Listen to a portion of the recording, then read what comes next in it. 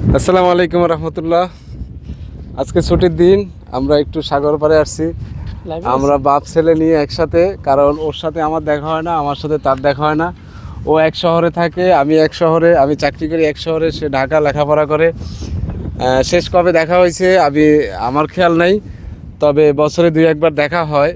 ও যখন ছুটিতে বাড়িতে যায় তখন আমার ছুটি হয় না, আমি যখন যাই তখন ওর সাথে দেখা হয় না।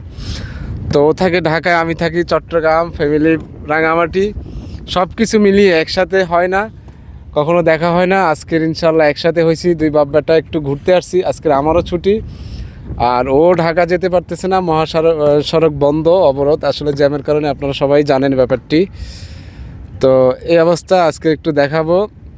আমরা একসাথে ঘুরতে আসছি একদম নদীর পাড়ে, সুন্দর জায়গায়, আপনাদেরকে একটু দেখাই। এই যে সুন্দর একটি জায়গায় আসছি বাপ ছেলে মিলে ঘোরার জন্য। তো আমরা একসাথে আসছি, ঘুরতেছি, দুই বাপ বেটা সাগর পাড়ে, ভালোই লাগতেছে। তো দোয়া করবেন আমাদের জন্য, ওর জন্য। তো এখন একটু আপনাদেরকে এই ভিডিওর মাধ্যমে আমার আব্বুটা একটু করে তেলাওয়াত করবে ইনশাআল্লাহ।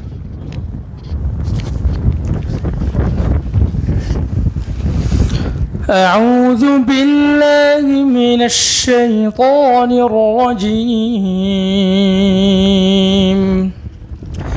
بسم الله الرحمن الرحيم.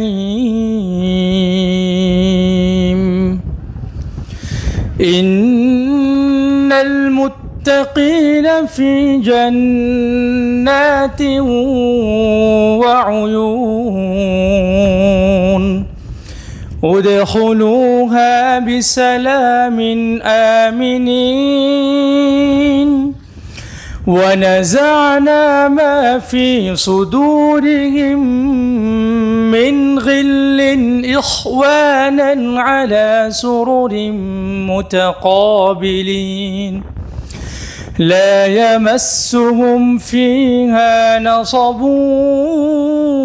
وما هم منها بمخرجين.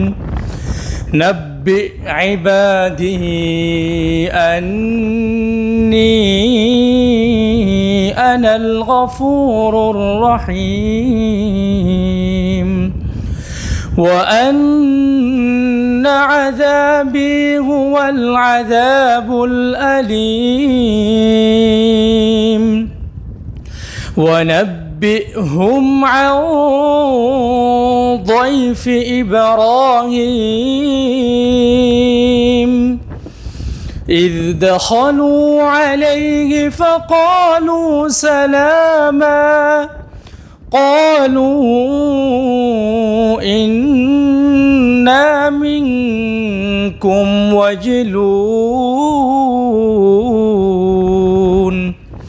صدق الله العظيم.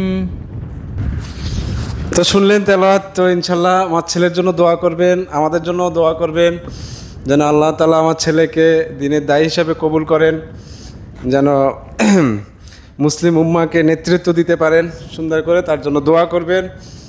এবং পরিশেষে ভিডিওটি ভালো লাগলে সবাই একটু শেয়ার দিবেন। ইনশাল্লাহ ভালো থাকবেন সবাই। আসসালামু আলাইকুম ওয়া রাহমাতুল্লাহ।